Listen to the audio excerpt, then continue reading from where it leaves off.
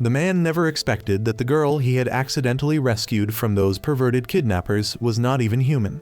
She was one of the most powerful eyes ever created by Nikola Tesla. Even more shocking, Tesla had not created her to serve humanity, but to wipe it out entirely. And the story begins in the year 3636.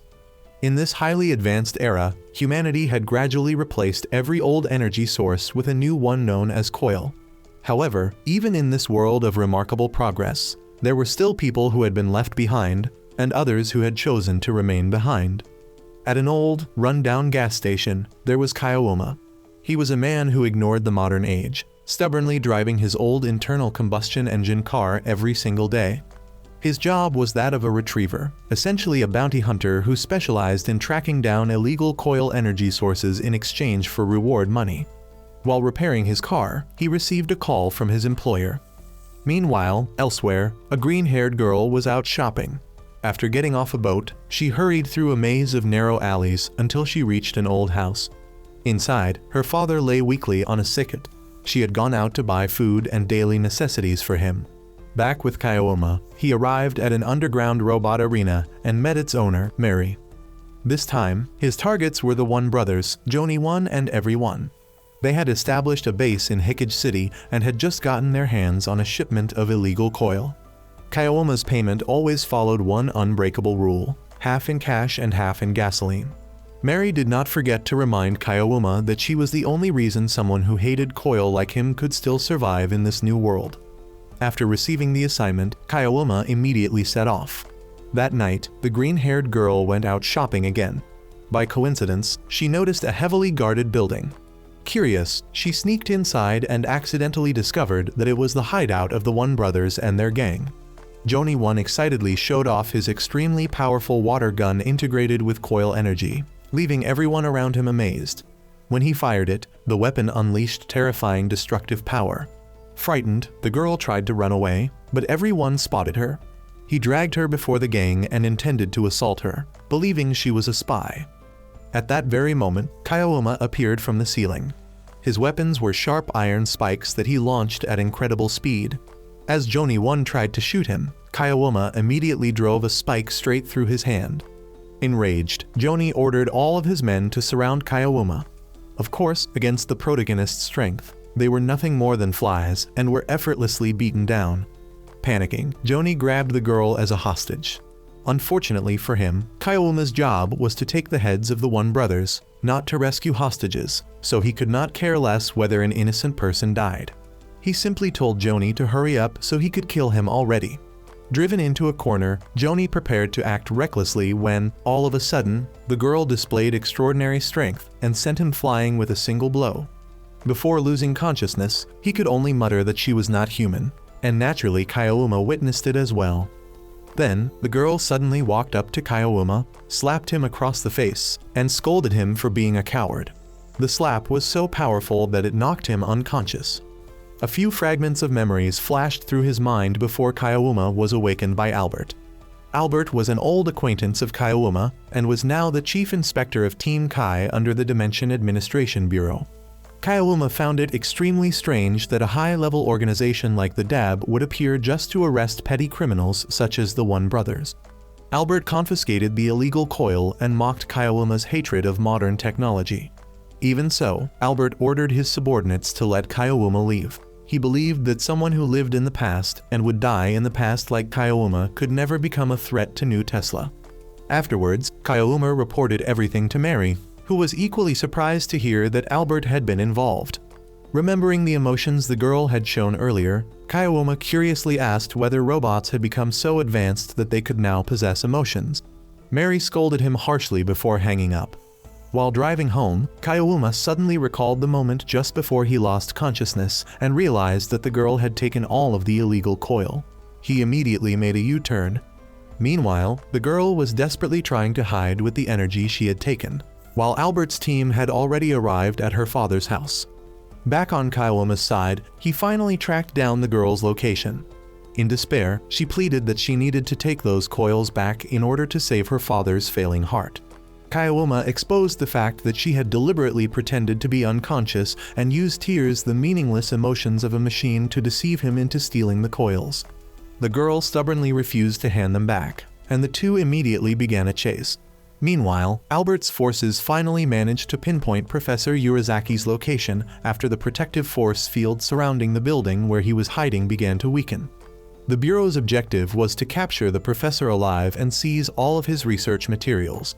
As the agents surrounded him, they conveyed a message that New Tesla Corporation wished to resolve everything peacefully. Those words only poured fuel onto Urizaki's hatred. 2 years earlier, these very people who claimed to seek peace had stormed into his home and brutally murdered his wife and daughter simply to steal his coil research. Although New Tesla explained that it had all been the fault of the previous inspector, and that everyone responsible had already been purged, Urizaki believed the apology had come far too late.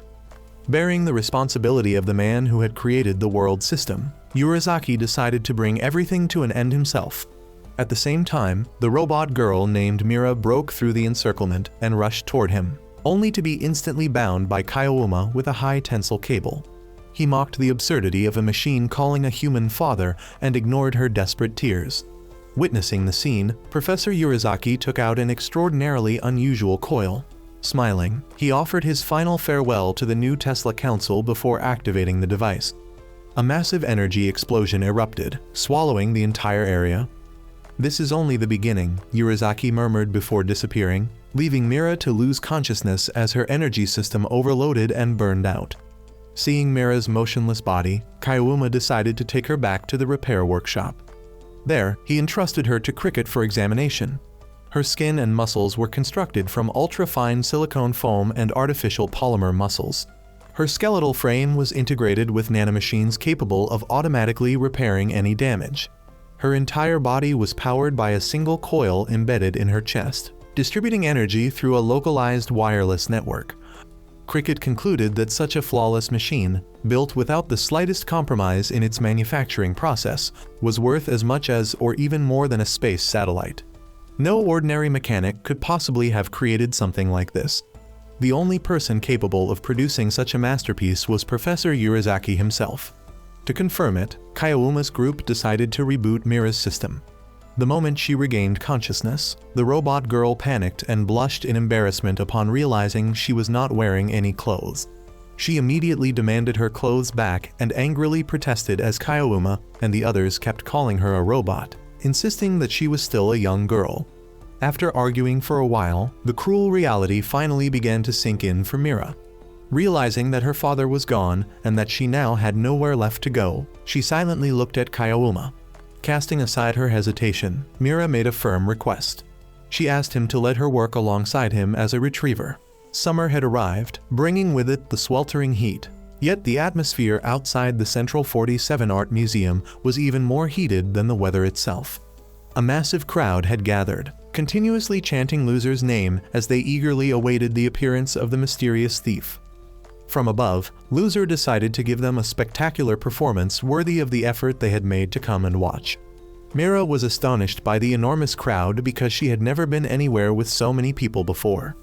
Curious, she picked up and read an old-fashioned printed newspaper containing an article about Loser.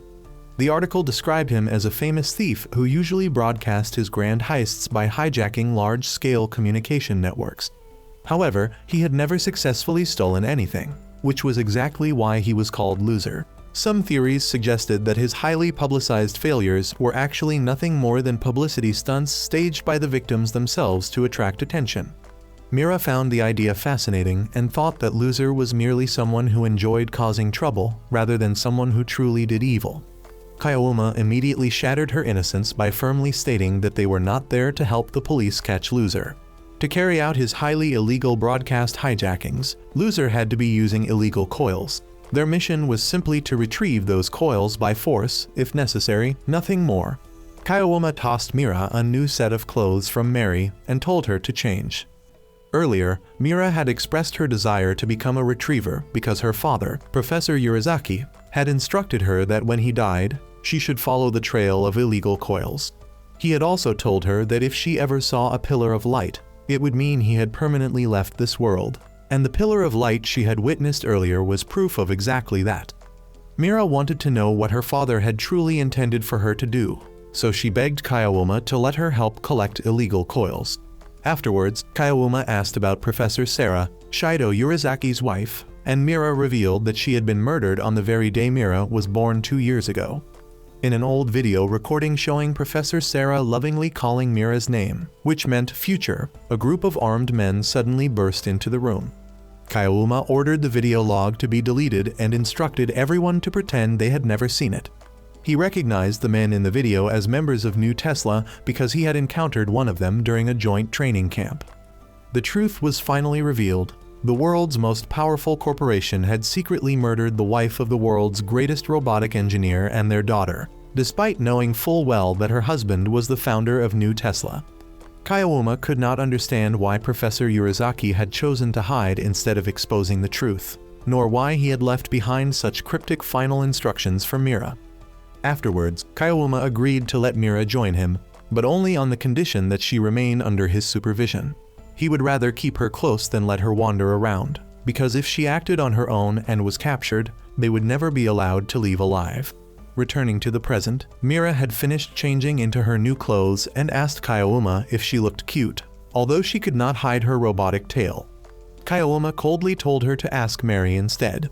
Returning to the mission, Loser's target that night was the angel with black and white wings, a masterpiece that had once belonged to Ernest's collection. Loser appeared before the public and declared his target.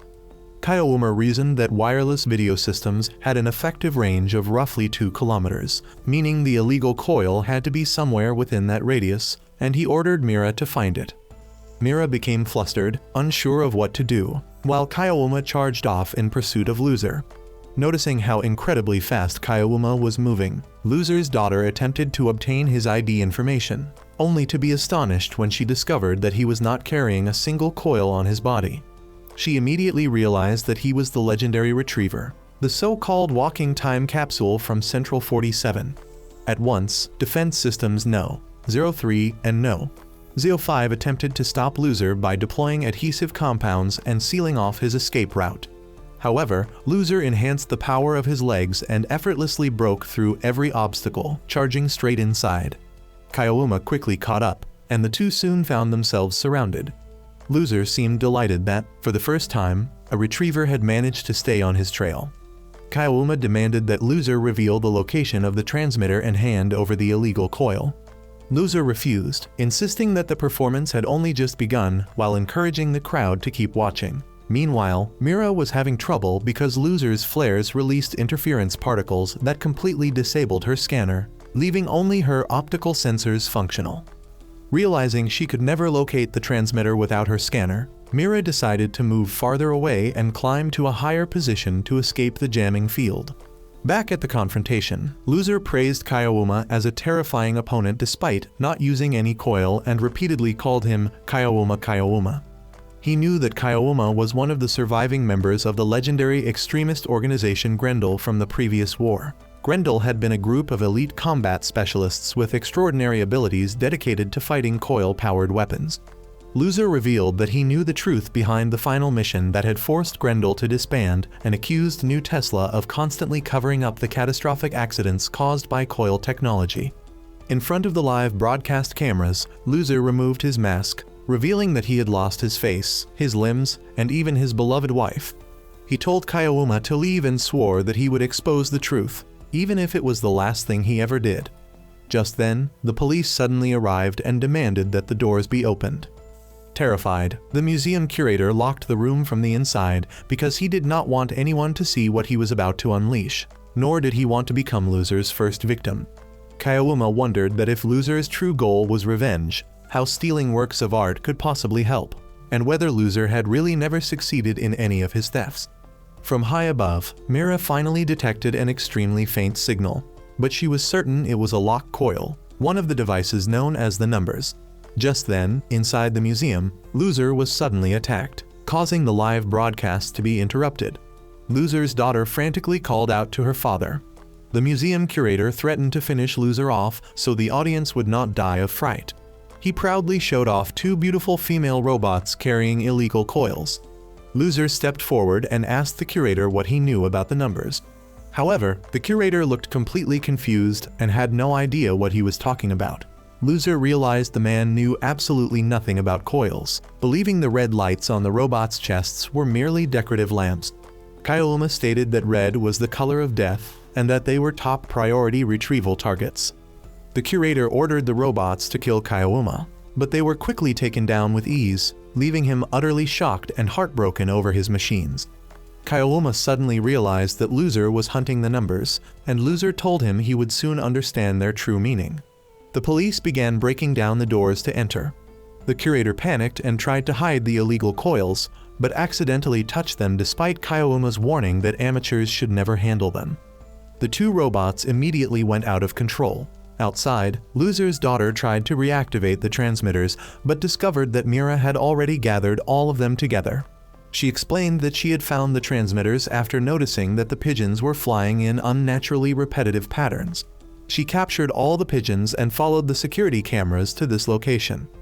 The girl was amazed by Mira's abilities, but quickly told her to get out of the way as a dimensional fracture began forming from the damaged coils inside the museum. Meanwhile, Loser escaped and bid Kyouma farewell, saying they would meet again if Kyouma survived. Kyouma shouted for the curator to run, but he failed to escape before the expanding dimensional rift engulfed him. When Loser saw Mira and mistook her for a robot because of her appearance, she hurriedly insisted that she was a retriever, and that the ears on her head were merely oversized hair clips that were currently fashionable. While retreating with everything they had recovered, Mary asked about Kyouma's condition. Loser replied that Kyouma would be fine because he had an excellent partner and was not the kind of person to be defeated by something like this. After everything was over, the curator's body had become grotesquely deformed, and Mira asked what would happen to him. Kyouma explained that his body itself was fine and that it would simply become rigid as it cooled down. The force led by Albert entered the scene and declared they were taking over. He classified the incident as a Class C accident, estimating that the investigation would take 5 days and the spatial damage would require 8 months to repair. However, since New Tesla had promised humanity a world filled with eternal light, this incident would be buried in darkness. Before Loser and his daughter completely disappeared, Mira loudly called out to him and asked who had created the illegal coils and where they had been manufactured. Loser merely replied that, in the underworld, that information was absolutely taboo, and firmly declared once again that he would definitely have his revenge. Standing outside the scene, Kyouma recalled what Loser had said about the numbers, and fragments of his past memories flooded back into his mind. Kyouma suddenly awoke in his bed. At Mary's underground base, Mira had recovered the entire transmission system disguised as pigeons that belonged to Loser. Mary was extremely astonished and praised the engineer behind Loser as a true genius, because the person operating such a sophisticated network of machines was merely a child even younger than the mechanic Cricket. For recovering such a massive number of transmitters, Mary announced a reward of $50,000. Mira was amazed to learn that they were worth so much. However, Mary quickly reminded her that New Tesla was highly impressed by her ability to locate the transmitters, and that was exactly why Kyouma had been grumbling the entire way here about wanting to go home. Mary warned Mira not to let this victory blind her, because if her true identity were ever exposed, all of them would be finished. On the ride back, Mira handed Kyouma a bag of money to pay the rent. She explained that even though she was only asking for a small corner of his garage, paying rent when living together was only reasonable. Mira then said she wanted a bed, a wardrobe, and a place to change clothes if possible. Seeing Kyouma's confusion, she carefully explained that she needed those things to optimize both the beauty and functionality of her body. The nanomachines inside Mira's body circulated continuously just like human blood. To keep her body in perfect condition, they constantly repaired and maintained every part while simultaneously replicating themselves and rebuilding their own structure. However, the repair speed of these nanomachines had its limits, so she required a period of hibernation proportional to the level of wear on her body. In other words, she needed to sleep on a proper bed because she could not sleep standing or sitting like humans. While Mira was busily explaining everything, Kyouma became so distracted and irritated that he accidentally drove the wrong way. When they returned to the workshop, Kyouma pointed at the mobile trailer and told her that since she had used her own money to buy her belongings, everything inside was now her own problem. Mira excitedly stepped into her new space and joyfully exclaimed that she finally had a room of her own. Soon afterward, she went looking for Kaiowama to discuss the plumbing system, but could not find him anywhere. A little later, Kaiowama needed to use the bathroom and unexpectedly ran into Mira there. Embarrassed, Mira explained that she needed water to cool her body and help her nanomachines circulate more efficiently, so she had to refresh her water supply regularly. To avoid awkward encounters like this, she asked Kaiowama to either fix the bathroom lock or give her a separate bathroom. A while later, Mira went to a second-hand store to buy furniture. The delivery man repeatedly thanked her because it had been a very long time since he had seen someone pay with cash in this era. After bringing everything back, Mira noticed several children playing in the junkyard. Kaiowama asked her to keep an eye on the outside and chase away the children who constantly wandered around his gas station. The children were fascinated by Kaiowama's old gasoline-powered car because they had probably only ever seen vehicles like it in museums. Mira perceptively realized that not only the car, but seemingly everything around Kaiowama was completely free of coils. When she asked whether he hated coils, Kaiowama silently got into his car and drove away without saying a single word of farewell. Left alone, Mira happily began cleaning the house. She danced while working and treated cleaning as food for the soul. She thought about Kaiowama's request that she strictly chase the children away, but she felt that driving away innocent children was an incredibly childish thing to do. Just then, Mary called to report that everything was fine and told Mira to come with Kaiowama that evening to receive a new assignment. Before hanging up, Mira took the opportunity to ask Mary why Kaiowama hated coils so much. Mary replied that she should either ask him directly or look into her own heart to find the answer. While Mira was still thinking about what Mary meant by heart, the group of children led by the girl Shura quietly sneaked into the workshop. Believing that nobody was home, they invited each other to explore the place. As soon as Shura saw Mira, she immediately questioned her identity and assumed that Mira was Kaiowama's girlfriend. Mira firmly denied it and insisted that they were merely work partners. Ignoring her explanation, Shura asked whether Mira had seen Kaiowama's antique belongings before. Then she and the other children carefree jumped onto Mira's soft bed to play around. At the same time, Kaiowama was driving down the road when he suddenly sensed that something was wrong. Back at the gas station, the children were happily pretending to drive piles of scrapped cars. After hooking pinkies and promising to play together again, a deafening crash suddenly echoed through the area as the stacked wrecked cars collapsed. Mira rushed toward the children but realized she would never reach them in time. Afterward, Kaiowama went to a public payphone and requested a battery-powered mobile phone from a man who supplied information to the underworld. The man was surprised to see someone who hated coils come all the way there and said he already knew exactly what information Kaiowama wanted to ask about. When Kaiowama pressed him about the numbers, the man advised him to ask that money-grubbing witch Mary instead. Even so, he revealed that before the energy towers were built, many experimental coils had been distributed to researchers around the world under the names beta coils or microgates. Today, they were known as the numbers because of their appearance and were classified as top-secret retrieval targets. Unlike modern coils, which only drew energy from the shallow layers of Dimension W through the energy towers, the numbers extracted an enormous amount of energy directly from depths of Dimension W that had never been explored. Every major incident New Tesla had tried to cover up involved the numbers, and they were something that no one should ever use. When Kaiowama returned to the gas station, many police officers were already there, and he was taken in for questioning. An officer confirmed whether the gas station and the pile of scrap cars belonged to him because some children had called to report that the cars had collapsed and crushed someone. Kaiowama argued that the children were all safe and had probably panicked and exaggerated the situation. However, the police still accused him of negligence in managing his property and failing to supervise the children. Suddenly, Kaiowama was released thanks to the intervention of Claire Skyhart, the executive director of New Tesla Energy Central 47. She explained that she had decided to intervene because she believed Kaiowama was not entirely at fault. She revealed that the child who had reported the incident was Shura, her own granddaughter. After hearing Shura explain that Kaiowama had repeatedly warned them to stay away from the dangerous area, Claire instructed the police to take that into consideration. Furthermore, she admitted that she was curious to see one of the wild beasts of the legendary Grendel organization with her own eyes. As Claire was about to leave, Shora peeked out and asked Kayawuma to tell Mira that she was not a tattletale and that she hoped Mira would recover soon. She also sadly said that they would not be able to play together for a while.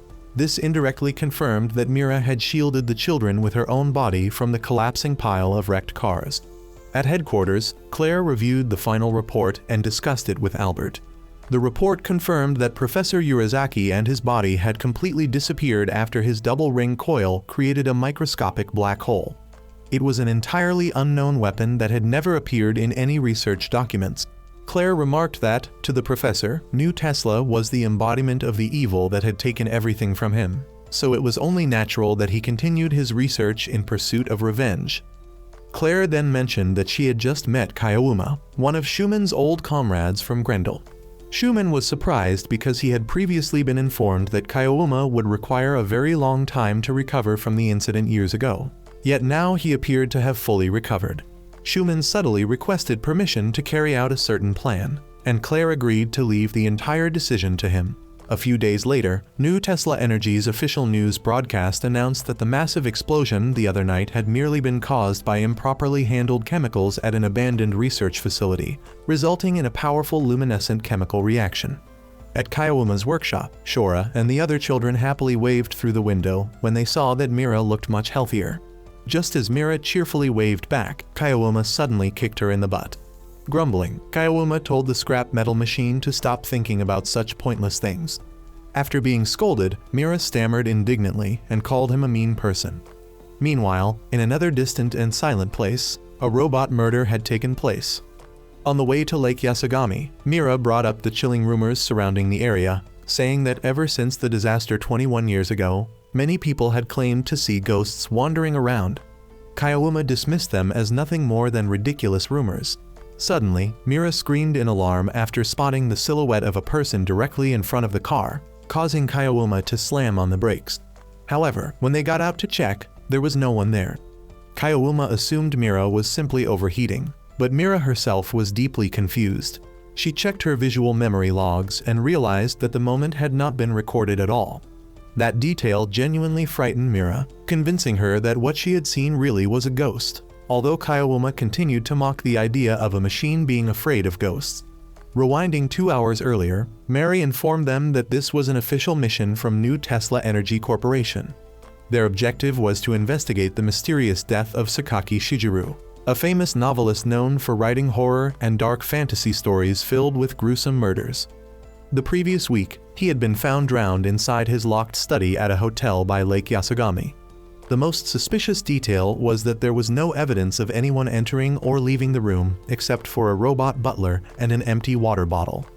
Albert analyzed that if the robot had committed murder without reporting it, then it must have been equipped with an illegal coil. However, after conducting a thorough inspection, New Tesla's investigation team found no signs of malfunction or illegal coils in either the robot or the room's systems. This led them to conclude that someone had successfully infiltrated and hacked New Tesla's state-of-the-art security system. Kayawuma's mission was to track down and retrieve that unknown hacking device at all costs. Although Kayawuma grumbled that he did not want to accept the assignment, Mary immediately shut down any thought of refusing.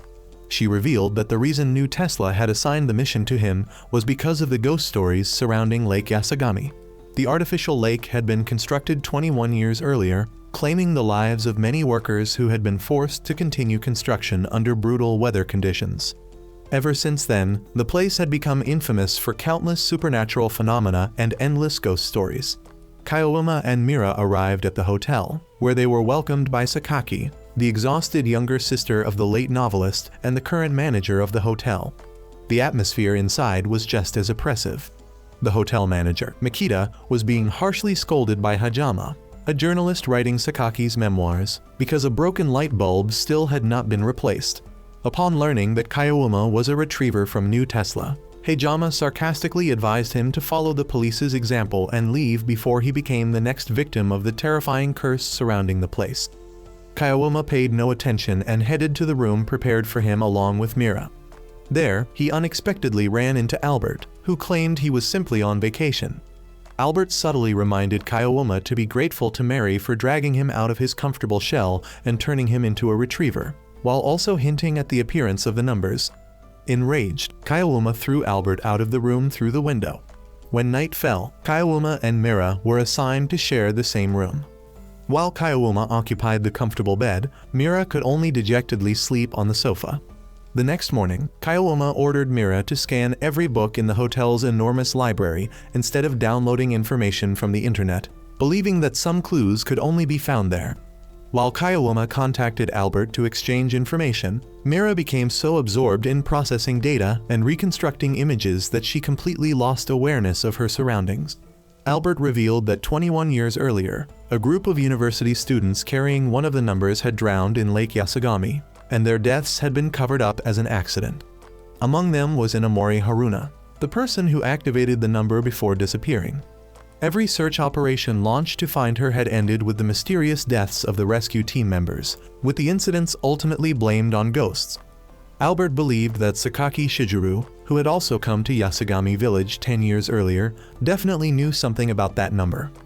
While Kaioma and Albert were analyzing the footage of the incident, Mira used Cricket's technical equipment to restore the corrupted images stored in the robot butler's memory.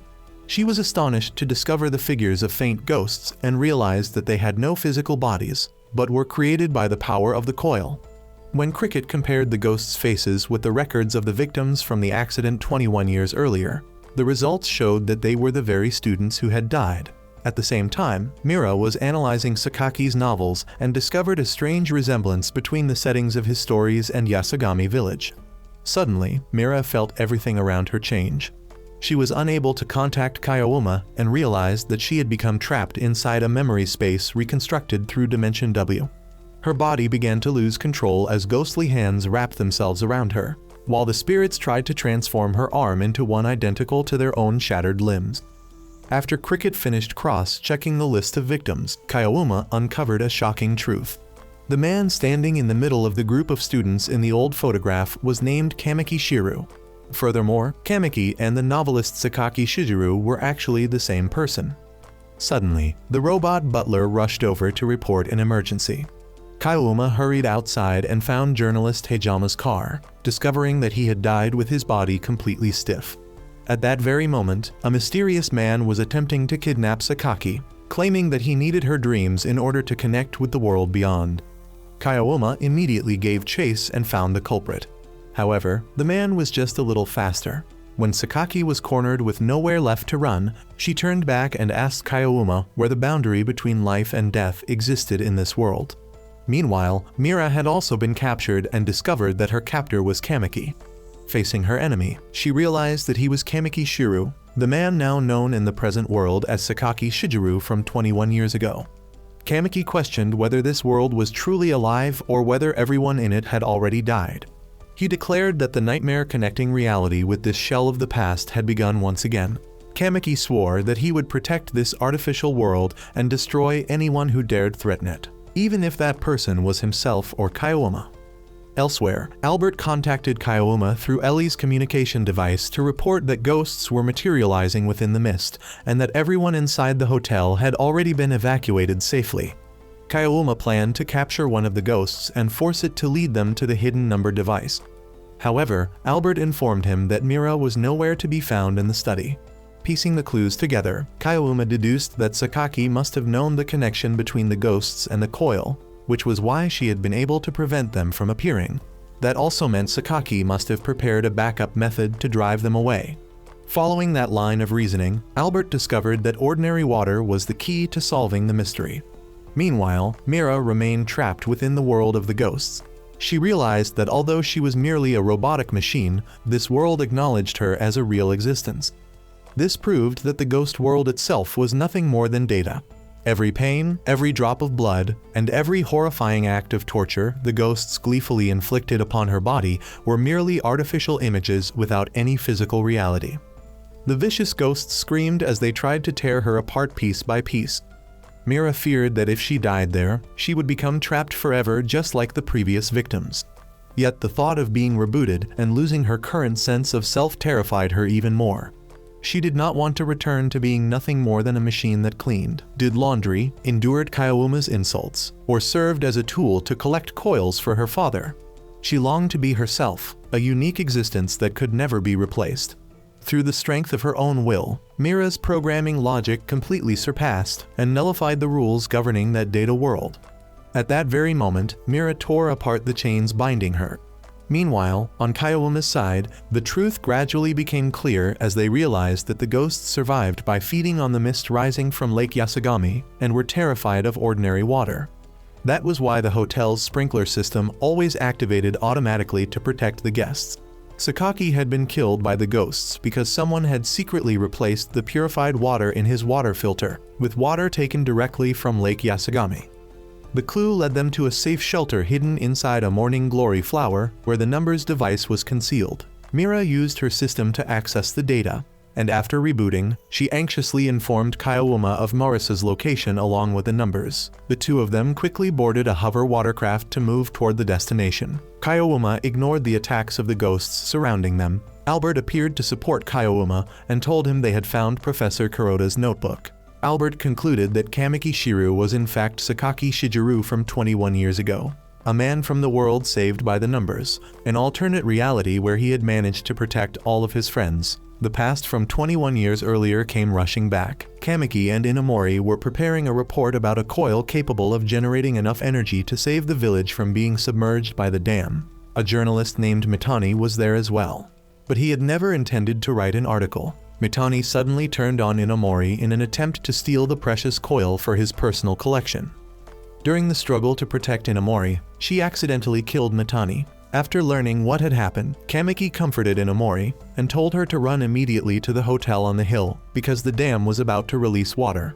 He stayed behind alone to dispose of the body and retrieve the coil. However, while running away, Inamori accidentally tripped and lost consciousness. When the floodwaters rushed in, Kamiki heard the cries for help from his friends, but he could not find Inamori, and she was swept beneath the sea of water. He was torn between risking his life to save them or fleeing, wondering what Inamori would have done in his place. He had always believed he had saved everyone, but that truth was nothing more than a fabricated world. Back in the present, Kamiki was determined to protect this artificial world at any cost because he believed it had been created from Inamori's memories and will. However, Kyouma coldly shattered that illusion. Kyouma pointed out that this world was actually Kamiki's own alternate reality, where he had abandoned his friends to drown in order to save Inamori alone. Inamori had in fact survived, and she was Marisa. The real younger sister named Marisa had died in a car accident 14 years earlier. Kamiki had saved Inamori, but she lost all of her memories. He decided to change his name to Sakaki and took her into hiding so they could live peacefully together. After that, Inamori began suffering from horrifying nightmares in which she saw her friends transformed into demons attacking humans. Professor Kuroda had once explained that the coil, the water of Lake Yasugami, and Inamori's dreams were the keys connecting the two worlds. In order to free Inamori from those nightmares, Kamiki secretly removed the coil from Lake Yasugami. The ghosts furiously cursed Kamiki as a traitor because he chose to hide the coil instead of shutting it down completely. He chose a path they could never follow simply to protect the world of his old friends. When the truth was finally revealed, Inamori walked over to Kamiki. She confirmed that she had always been alive and had witnessed everything. She broke down in tears, apologizing for being unable to stop her friends from taking their own lives and helplessly watching everyone sink into despair. Kamiki also tearfully apologized, believing that everything he had done would help her, only to bring her even more pain instead. A tremendous roar echoed through the air, marking the moment when W Dimension began separating from the real world. The numbers running out of control created gaps within W Dimension, forming countless copies of the real world representing alternate possibilities. Those copies had continued to exist for so long only because the coil had remained active. The time to part ways had finally come. Kamiki asked Kyouma whether he believed he would be able to see heaven. Kyouma bluntly answered no because people like him all end up in hell. Kamiki smiled and agreed. Meanwhile, Mira had to use her robotic tail to operate the coil system in order to prevent a large-scale disaster as the worlds gradually stabilized again. She felt extremely embarrassed and begged Kyouma not to look. After that, everything finally settled down. Kyouma and Mira left, leaving the remaining work to the police. Mira followed Kyouma while constantly wondering about the man he truly was, asking herself why he hated coils so much yet still chose a job so deeply connected to them.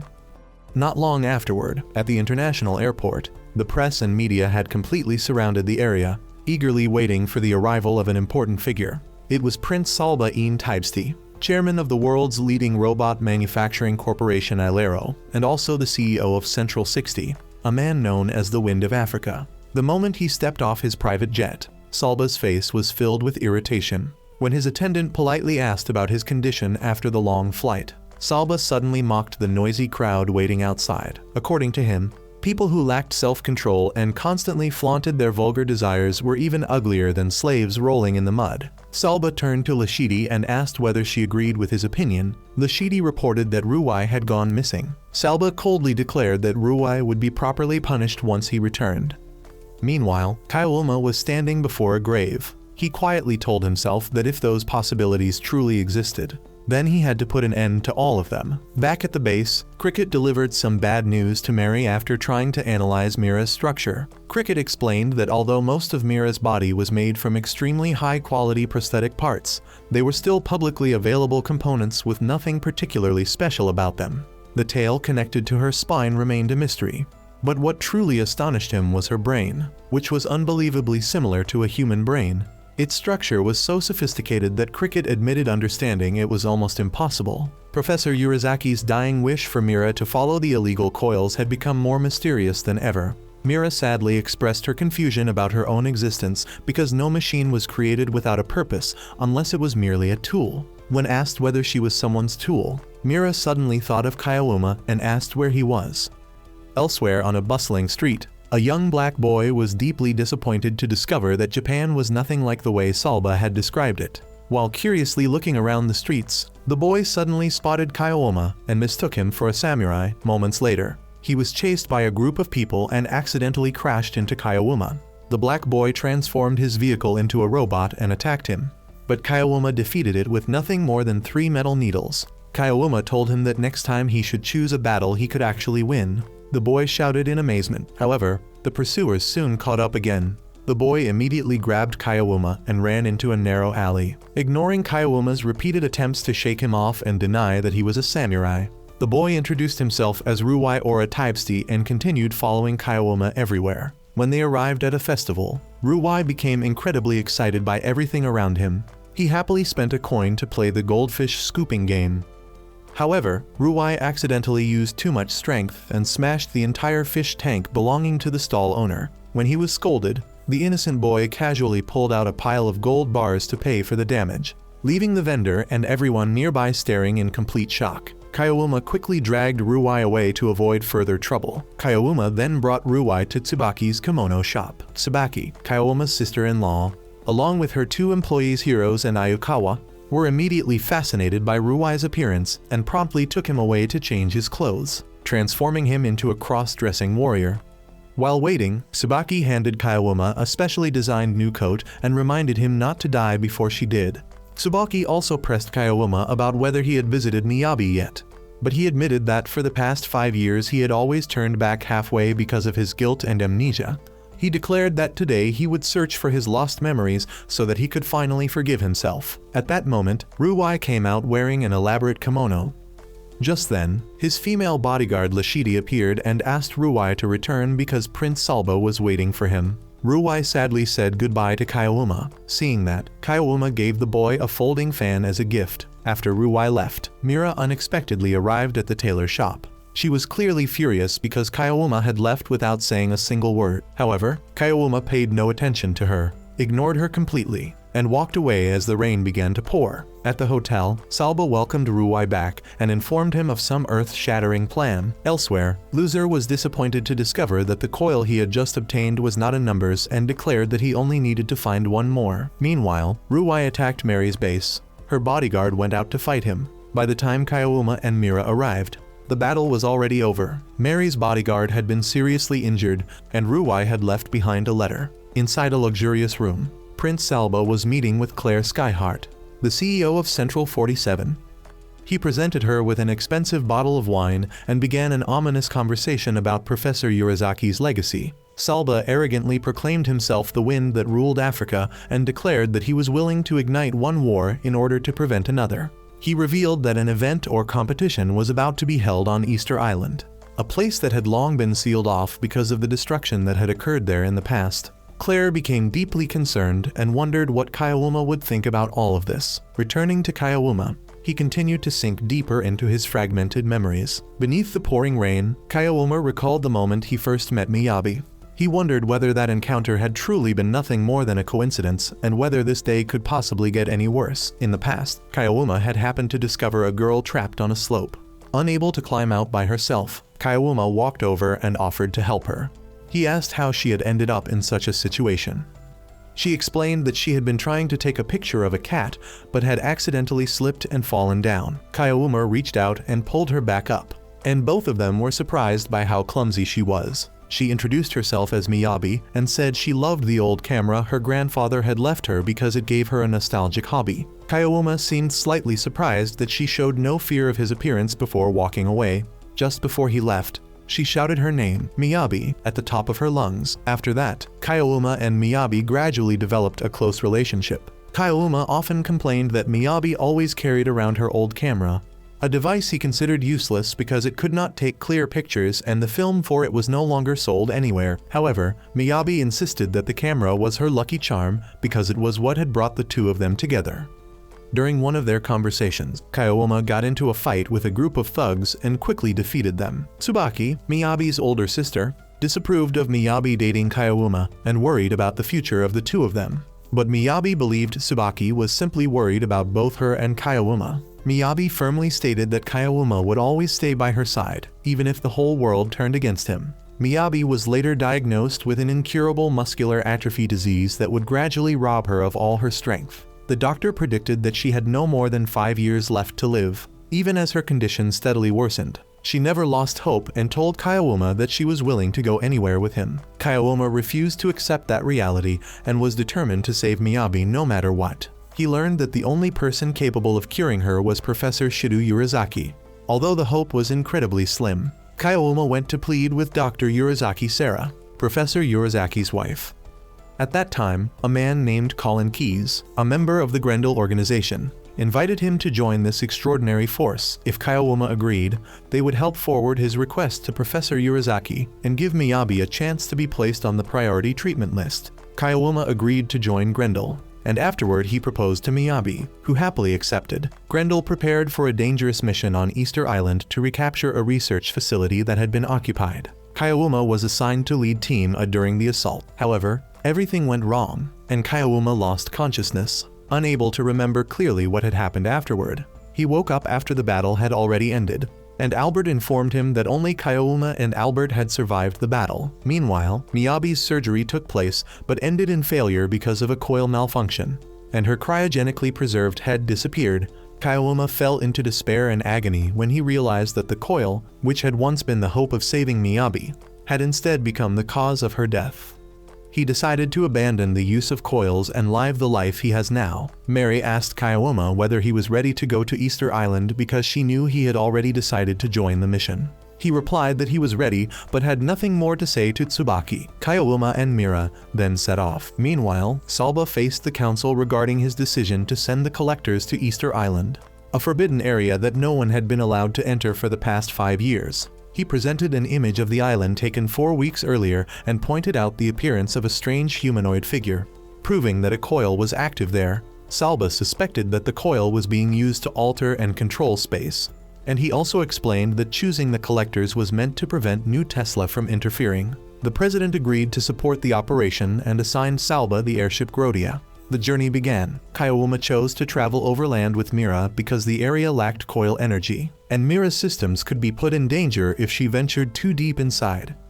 Although Albert warned them to be careful, Kaiowuma refused to give up. Meanwhile, the Grodia entered the skies above Easter Island. When they landed, they discovered that the area had been devastated by a dimensional accident that had created multiple realities and turned the island into a land of death. Suddenly, a series of tornadoes appeared, surrounding the Grodia and heading straight toward the airship.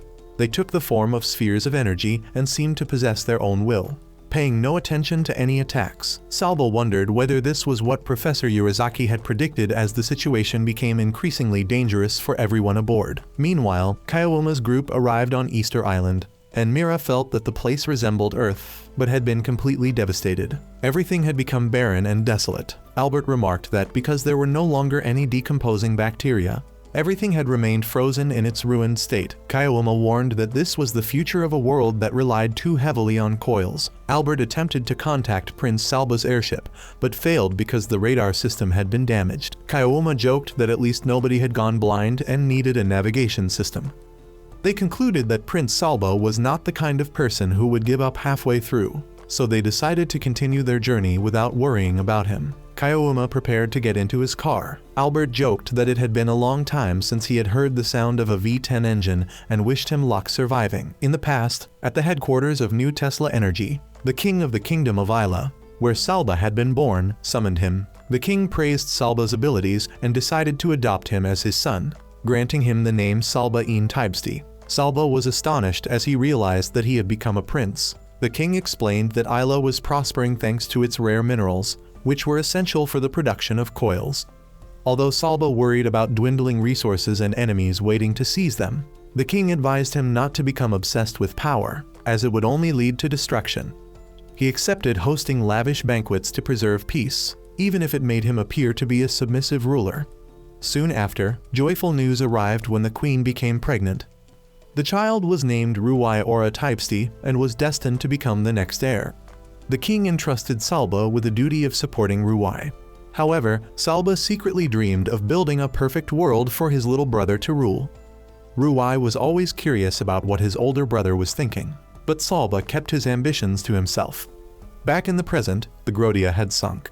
The group struggled to gather whatever supplies they could to survive. They discussed the mysterious sphere that had pierced through the ship. One of them remarked that it resembled a gigantic sphere of light and did not affect human consciousness, attacking only physical objects. Another speculated that the sphere was searching for someone. Lashidi and Ruwai worried about Salba. Ruwai decided to set out to uncover the truth and rescue his brother in order to fulfill Salba's dream, the dream of the Kingdom of Isla and the dream of Africa. Meanwhile, Kaioma and Mira faced new challenges. They encountered two armed robots blocking their way into the restricted area. Mira used her system to emit a blinding flash of light, allowing Kaioma to easily destroy the robots. Although Mira complained that Kaioma had been too rude and had not warned her beforehand, he only gave a cold reply. Afterward, Kaioma's group reunited with the others. They were fighting a giant robot capable of generating an energy shield. Kaioma and Mira worked together, using steel cables to disable the shield and create an opening for the others to destroy the robot. Mira found an old coil, but Kaioma ordered her to throw it away. He believed there were many better coils elsewhere. The group decided to search for an underground tunnel to continue their journey. However, Kaioma's car only had 2 seats. The 2 people who had helped them locate the tunnel wanted to come along, but Kaioma firmly refused. He wanted to find the special coil himself and destroy it so no one could ever use it again. As Kaioma's group entered the pitch-black tunnel, coil energy gradually faded away. Mira became frightened because entering such darkness would put her into a state similar to death. Kaioma embraced her, sharing his warmth and encouraging her to overcome her fear. Together they endured the emptiness and freezing darkness until they safely made it through. When light finally returned, they saw shattered robot remains scattered everywhere, proving that Grendel had once passed through this place. Before them lay Ground Zero, the location that held the secret behind the disaster that had created the Dark Zone. Kaioma remembered that this place had once been called Adrastia. He prepared to put an end to everything, cast aside all doubts, and find the woman he loved. At that very moment, Loser suddenly appeared. Kaioma unexpectedly came face to face with him. Loser seemed to have known he would come and addressed him as the survivor of Grendel. Kaioma felt as though they had met somewhere before and guessed that Loser had also been on the island when the catastrophe occurred 5 years earlier. Loser angrily condemned Kaioma for forgetting both the cause of the disaster and how the Dark Zone had come into existence. He activated an energy shield using the 2 numbers embedded in his arm and leg, preparing to fight. Kaioma demanded that Loser reveal the whole truth, but Loser merely mocked him, saying that among everyone on the island, each pursuing their own objective, Kaioma was the one closest to uncovering the truth. Suddenly, the sphere of light that had destroyed Salba's ship appeared again. It moved with a clear purpose, forcing Kaioma's group to evade it. Kaioma found the sphere strangely familiar and realized he had seen it before. Loser revealed that the sphere was searching for the key, and that Kaioma himself was the one who possessed that key. After the brief clash with Loser, Kaioma regained consciousness and found Albert standing beside him. Kaioma asked how long he had been unconscious, and Albert jokingly replied that it had only been about 5 seconds. Albert also revealed that Kaioma's girlfriend was in a coma and that her condition was extremely critical. The two recalled Kaioma's promise to join the Grendel mission in order to earn enough money for his lover's full-body replacement surgery. However, their conversation was interrupted by an emergency alert as the rebel forces led by Gimo launched an attack on African Central. Prince Salba's group immediately returned to the royal palace. Salba confidently declared that the uprising was merely a conspiracy orchestrated by foreigners rather than the people of Isla. He asked the king for permission to suppress the rebellion by force. The king agreed, and Ruai also expressed his complete trust in his older brother. Salba coldly thought to himself that he would personally bring tragedy upon Ruai. Meanwhile, the Grendel unit under Kaioma's command successfully rescued the factory workers, restoring order to the situation. Salba also announced that the mastermind had been captured and that control of the city had been regained. Although the rebellion had been crushed, everyone suspected that an insider had assisted the rebels. Suddenly, a leaked video from the factory surfaced. In it, Haruka Seemeyer, a scientific genius and former student of Professor Yurizaki, appeared and declared war. He had once been expelled from the university because of his dangerous ideology and had now returned to challenge the world. Salba decided to confront Seemeyer personally. However, Seemeyer attacked, leaving Ruai seriously injured. Salba regretted having always underestimated his younger brother. Professor Yurizaki revealed that Seemeyer had completely misunderstood the true purpose of science. Instead of bringing order, he sought only to spread chaos. Years earlier, Julian, a young scientist and a friend of the professor, had confessed his love for scientific research, while his girlfriend Sophia often felt that he was too obsessed with his work. Seemeyer had once tried to persuade Julian to join his plan against New Tesla, but Julian refused.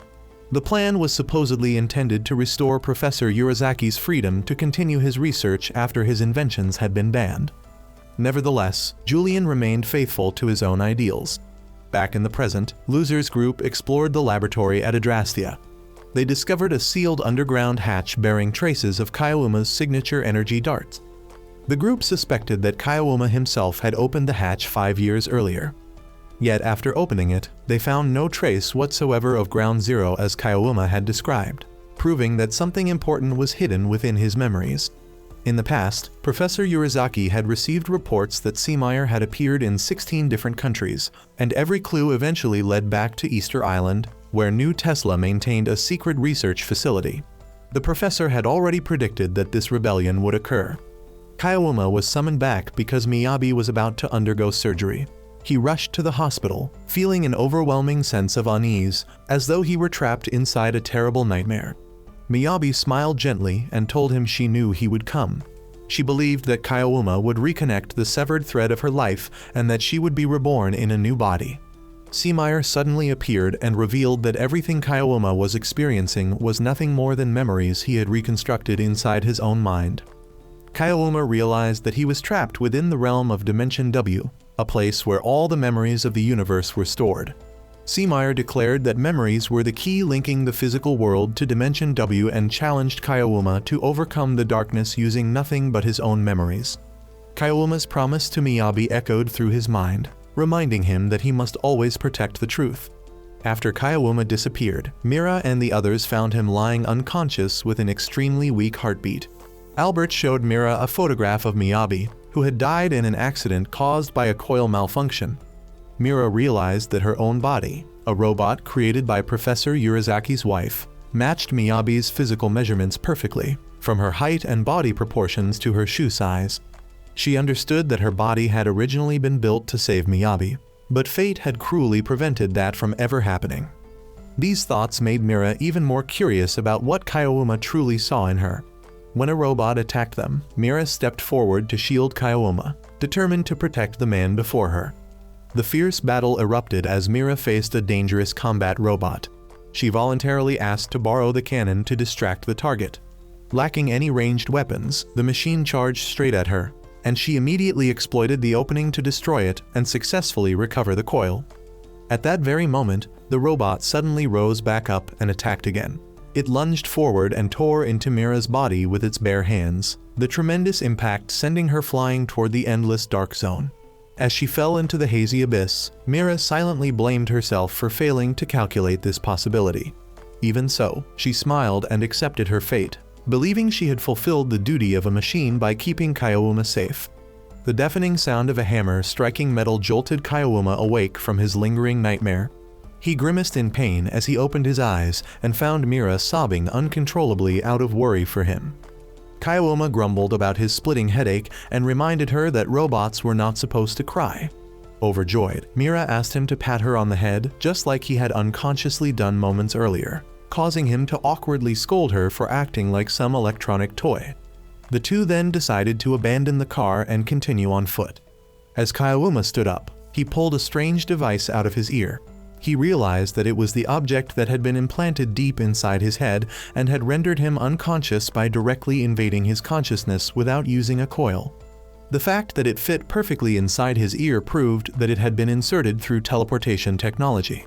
Kaiowuma began piecing together his fragmented memories and finally remembered the sphere of light that had attacked them. It was actually the teleportation gateway of the space project at Adrastea, a top-secret research facility led by Haruka Seemeyer.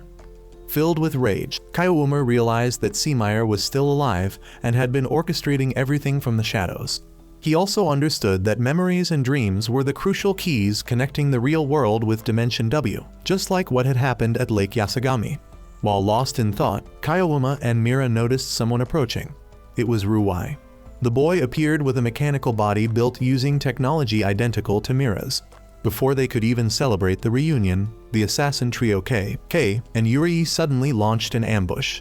Ruwai had one of his arms severed, while Kei hurled electromagnetic pulse grenades, only for Kaiowuma to instantly disable them with his throwing needles. The assassins temporarily withdrew, leaving Ruwai gravely wounded behind. Ruwai urged Kaiowuma to continue onward because there was no time left. Elsewhere, Jason Chrysler and Loser were locked in a fierce battle. Chrysler exposed the fact that Loser had implanted 4 numbers into his arms and legs as keys, yet still required the 5th one to open Adrastea. He further revealed that the true objective of everyone who had come to the island was not the numbers, but Genesis, the ultimate coil once sealed away by Professor Urizaki. Afterward, Seemeyer had successfully recreated Genesis through countless brutal sacrifices. Chrysler unleashed a devastating finishing blow that brought Loser to his knees. Watching from afar, Ellie realized that Prince Salbo was still fighting within his dream because of his unwavering faith in the singular miracle Genesis could grant. Back with Kaiowuma, Kei and Yuri continued luring him and Mira deeper into the trap. Kei manipulated corpses resurrected from the dark zone like puppets. Suddenly, the floor beneath them collapsed, sending Kaiowuma and Mira crashing into the level below. There, Kei welcomed Kaiowuma and addressed him as the last surviving member of Grendel. He cruelly brought out Doug, Kaiowuma's former comrade, and used him as a living weapon. Kei explained that the bodies swallowed by the Dark Zone had lost their souls, and Doug was now nothing more than a puppet dancing to his electric signals. Kaiowuma desperately tried to awaken his old friend, but it was futile. He destroyed the control device attached to Doug's body, and just before completely collapsing, Doug weakly called out to his captain, filling Kaiowuma with sorrow. However, Kei laughed mockingly and explained that it was merely an echoing reflex from Doug's brain because he had truly died long ago. He also revealed medical records proving that Kaiowuma had never been swallowed by the Dark Zone at all. Someone had deliberately erased his memories. Upon hearing this, Kaiowuma recalled the final order his commander had given 5 years earlier to steal Genesis. He swore that he would never abandon his comrades on this island ever again. At the same time, Yuri targeted Ruwai. Ruwai's mechanical body was covered in cracks after enduring multiple attacks, yet he steadfastly declared that he would never allow anyone to stand in Salba's way.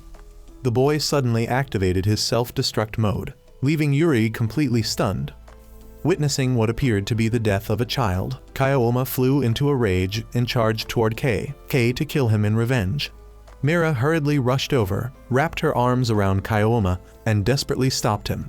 She shouted that Ruwai was still alive, causing Kaiowuma to freeze in confusion. He angrily demanded to know what was wrong with her when she claimed that a child who had just exploded was perfectly fine. At that moment, a familiar voice echoed through the area. Another Ruai stepped forward before Kaiouma's astonished eyes. The boy smiled apologetically for not telling him sooner and explained that he possessed more than one body. Returning to Loser's battle, Chrysler's combat suit had been severely damaged. Standing before his enemy, Loser remarked that Chrysler had become far too dependent on the power of the coil units. Wasting no time, Loser muttered that he had finally gathered all of the key coil units, especially the 5th number's coil. From behind, Ellie ran over anxiously calling for her father. Loser gently reassured his daughter that he was fine, and the two quickly left the battlefield. Elsewhere, Ruai explained to Kaiyouma and Mira that he possessed multiple physical bodies rather than robotic ones. He had lost most of his original body in a catastrophic accident but survived, while his real body was currently resting safely back in Isla. Salba had invented a sophisticated doppelganger system that seamlessly connected through Dimension W, allowing Ruai to transfer his consciousness and control artificial bodies. However, if he synchronized too deeply, it would become extremely difficult to disconnect. Ruai recounted how Yuri's attack had caused him to lose his connection with his real body and completely lose control. After trying every possible method without success, he had no choice but to destroy that artificial body himself to sever the link. Kaiyouma nodded, indicating that he finally understood. Ruai added that Salba was the only person capable of manually shutting down the system, but the prince had been trapped in a deep sleep. Fortunately, Lashidi discovered a tiny device secretly implanted inside Salba's earlobe and successfully awakened him. Salba slowly opened his eyes to everyone's relief. Ruai hesitantly asked whether Kaiyouma hated him because they could only face each other through an artificial body. Kaiyouma replied that he did not care what form Ruai took because he would always be Ruai. Afterward, everyone resumed their journey. Ruai firmly decided to leave KK and Yuri behind, believing Yuri would have to fight against his own consciousness. Salba then formally greeted Kaiyouma. Kaiyouma sarcastically reminded the prince that he had invaded his dream without permission, but Salba cleverly replied that perhaps it had never been Kaiouma's dream alone. Salba sincerely thanked Kaiyouma for taking care of his younger brother. Kaiyouma admitted that he had once thought Salba was a crazy older brother for dragging a child onto the battlefield, but now he was glad he had been wrong. With all misunderstandings resolved, the group pressed forward, determined to bring everything to an end. Ahead of them lay the light radiating from the ruins of Adrastia, surrounded by countless identical doors created through the manipulation of Dimension W. Ruai checked the radar and confirmed there were no signs of robots and that the energy levels were stable.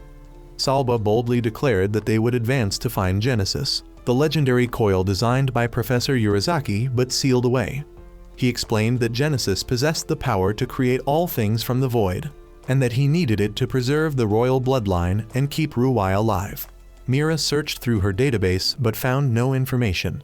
Salba revealed that Genesis was top secret and that anyone who had ever used an official coil had their memories of it erased. They could only discuss it because the island lay beyond the network's coverage. Salba promised to double the $50 million reward for whoever found Genesis. Cassidy suddenly appeared, declaring that he would beat everyone to it, then recklessly charged ahead only to be attacked by the defensive robots. Salba immediately summoned his weapons to hold back the machines and ordered Kaiyouma to run inside. Kaiyouma grabbed Mira and dragged her away despite her complaints, insisting that everyone staying behind was a professional and could take care of themselves. While escaping, Kaiyouma heard Salba speaking through the communicator. The prince deduced that whatever awaited them ahead was deeply connected to Kaiouma's past.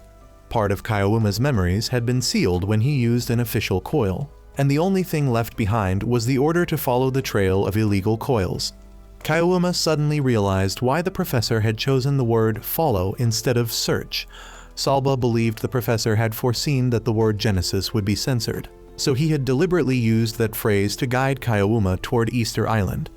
Kaiyouma firmly declared that he would personally bring everything to an end so he could finally face the woman he loved with dignity.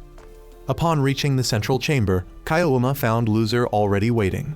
Loser confirmed that he had anticipated everything and recounted how the disaster had begun with the teleportation machine operated by his wife Sophia and Haruka Seemeyer. Kaiyouma realized that Loser was actually Julian. Loser pointed toward the vast space above and told him to look at the enormous crack in reality. The portal created by the teleportation machine had swallowed Adrastea into the void, yet the machine itself had not been consumed. Kaioma urgently demanded to know where the machine was and insisted that Loser reveal the truth about Seameyer. Loser agreed, using the power of space itself to let everyone witness the memories of the past. The surroundings shifted, recreating an old classroom where Sophia was lecturing about the energy equations of Dimension W. Julian entered alongside Professor Shido Urizaki and his brilliant student, Haruka Seameyer. The group then moved to a laboratory to observe a matter teleportation experiment, but they failed to recreate a living organism. Professor Urizaki explained that modern science could not extract possibilities, and that the mystery of life resided within Dimension W. Every living being possessed the intelligence to perceive possibilities and turn them into reality, much like Schrödinger's cat paradox. The professor revealed that Genesis was the ultimate coil, one that reached the deepest essence of life itself, and that they had attempted to create it using the 5 numbers coils. However, one day Professor Urizaki arrived at the laboratory with security forces and confiscated all research related to Genesis because it was far too dangerous. Enraged, Seameyer confronted his teacher and accused the professor of trying to monopolize the theory. The scene then shifted as Seameyer seized the completed teleportation machine. He mocked Julian and Sophia before declaring that he had perfected the Genesis theory on his own and would use the teleportation machine to refine his ultimate weapon. He openly admitted that he was willing to trample countless lives as long as Genesis could be completed. Seameyer forced Sophia to cooperate while holding Julian hostage. Powerless, Julian could only watch as Seameyer mercilessly threw one person after another into the teleportation machine as test subjects. Their agonizing screams echoed through the laboratory before suddenly falling silent as their lives vanished. Returning to the present, Loser painfully confessed that this horrifying scene still made him sick to his stomach. At that very moment, the Grendel forces burst through the doors, revealing the imposing figure of a young Kaioma standing proudly on the battlefield. Suddenly, Haruka Seameyer's voice tore apart the memory space. His projection appeared, laughing as he challenged Kaioma. Seameyer revealed that he was now residing within the largest fragment of Adrastea that had been transported away. The smaller fragment, along with his right arm and the completed Genesis coil, had fallen into an unknown location. The memory returned to its final moments as Julian desperately shouted for Sophia to destroy Genesis so that she might have a chance to survive. Summoning all her courage, Sophia switched the teleportation machine back to its prototype mode using the 5 numbers coils, overloading the entire system until it exploded. She sacrificed herself in an attempt to kill Seameyer. At the same time, the Grendel commander ordered Kaioma to seize Genesis before the portal closed. Seameyer screamed for his coil to be returned while the commander ordered Kaioma to throw it outside. After a brief hesitation, Kaioma grabbed Genesis and leaped into the void just before the portal slammed shut. In the present, Seameyer furiously accused Kaioma of stealing the power of God and cowardly running away. He declared that he had watched Kaioma disappear just before the portal closed. Piecing everything together, Loser realized that although Kaioma had been the sole survivor, he had not escaped with Genesis. Kaioma must have hidden it together with the smaller fragment of Adrastea, and only the memories buried deep within his mind knew its exact location. Kaioma sank into overwhelming guilt for abandoning his comrades. Seameyer cunningly remarked that there were many ways to force Kaioma to remember everything. Unable to contain his rage, Julian roared as he demanded to know what had become of Sophia. Seameyer laughed maniacally, mocking Julian's naive belief that he would ever spare someone who had ruined his plans. To satisfy his own twisted cruelty, Seameyer promised to reunite Julian with his beloved wife. The space around them began to shake violently, signaling that a horrifying nightmare was about to take shape and consume everyone. Seameyer proudly unveiled the grotesque creature he had created by transplanting the organs of his fellow researchers into Sophia's living body. He cruelly revealed that her heart and both hands had been deliberately left intact because the teleportation machine still required her biometric signature to function. Standing before the furious Julian, Seameyer presented 2 choices: cooperate and use Genesis to restore Sophia completely, or die alongside her. Julian firmly refused and swore that he would personally save Sophia and restore the world's faith in Adrastea. Seameyer mocked Julian's weakness, insisting that he could neither close nor relocate the massive portal without causing the teleportation machine itself to disappear. Julian confidently declared that he now possessed all 5 numbers coils and could therefore open another portal himself.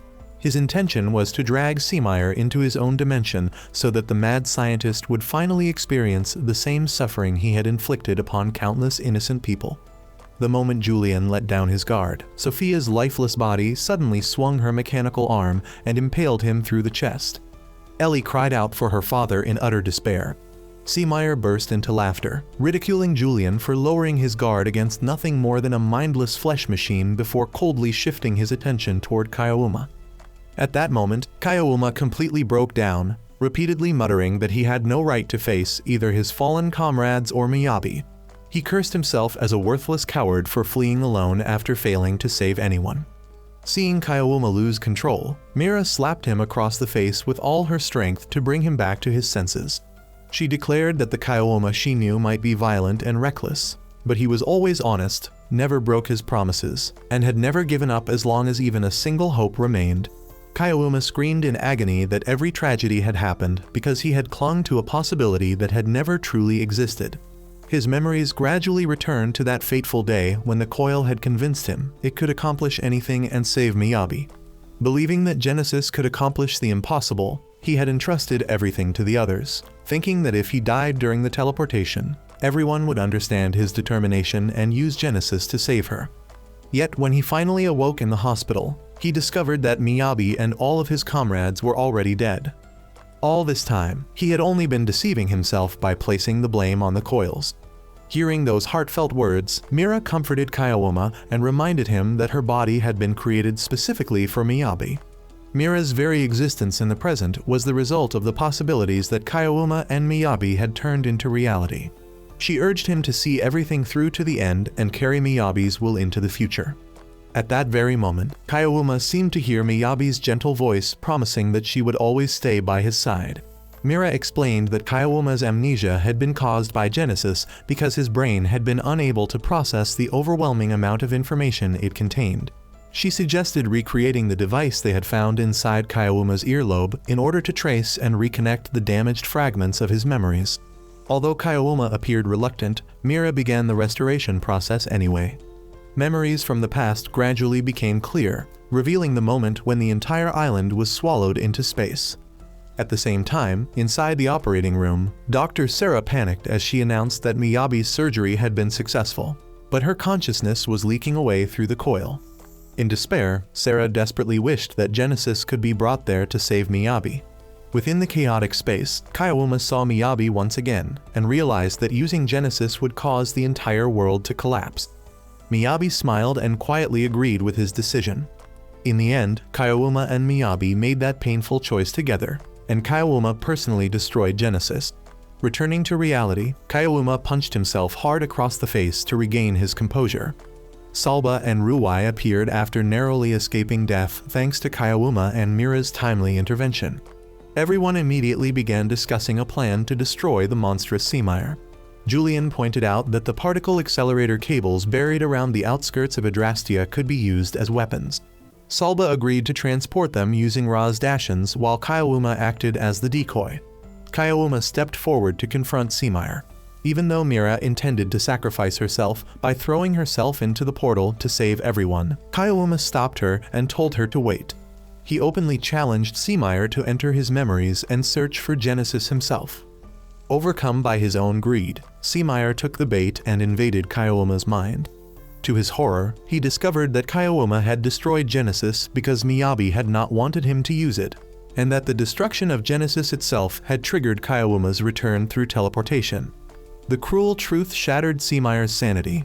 He screamed in madness as everything he had pursued crumbled into nothingness and resolved to drag the entire world into a lifeless void. Just as he gathered an enormous amount of energy to unleash his attack, Salba and Julian arrived carrying the gigantic cable. Kyouma immediately severed it, delivering a devastating strike. Remembering Miyabi's heartfelt words about cherishing old things because they were proof of existence and that mistakes could open the path toward a new future, Kyouma gathered every last ounce of strength and hurled his final dart. He shouted for Haruka Seemeyer to return to the Sea of Possibilities and put an end to the madman's existence once and for all. Cracks began to spread across the dimensional portal before it slowly disintegrated. The energy spheres and the spaces created by Dimension W gradually faded away as well. Julian weakly whispered that his wife's soul had finally been set free and that he himself would soon be reunited with her. Smiling peacefully, he thanked his daughter Ellie one last time before drawing his final breath. Within a mystical emerald light, Mira saw the figure of Professor Urizaki. He gently told her to learn from the hearts of human beings before fading into nothingness. Mira snapped back to reality and awkwardly called out for her father, but Kaioma immediately shouted at her to stop babbling. The two stared around in astonishment as they realized everything had returned to normal and they had both survived. Leaving Julian's body behind, Kaioma silently wished that he would find his wife in the next world. Salba solemnly stated that they had found neither the activated coil nor Genesis, as it had already been destroyed. He then proposed holding a funeral for those who had fallen and raising a toast to those who had survived. Peace gradually settled over the battlefield as the war truly came to an end. Kaioma and Mira prepared to leave when Mira suddenly pointed toward a hill where a tiny flower had bloomed beneath the foot of a moe statue. Kaioma calmly replied that now that the void had disappeared, there was nothing strange about a flower blooming. Deep within his heart, Kaioma quietly smiled and whispered his thanks to Miyabi. Returning to everyday life, Kaioma resumed his work as a collector alongside Mira. Together, they continued to fight dangerous battles against criminals armed with advanced weapons, while Kaioma silently vowed that he would never stop moving forward in the present that he and Miyabi had chosen. And with that, the anime comes to an end. Goodbye.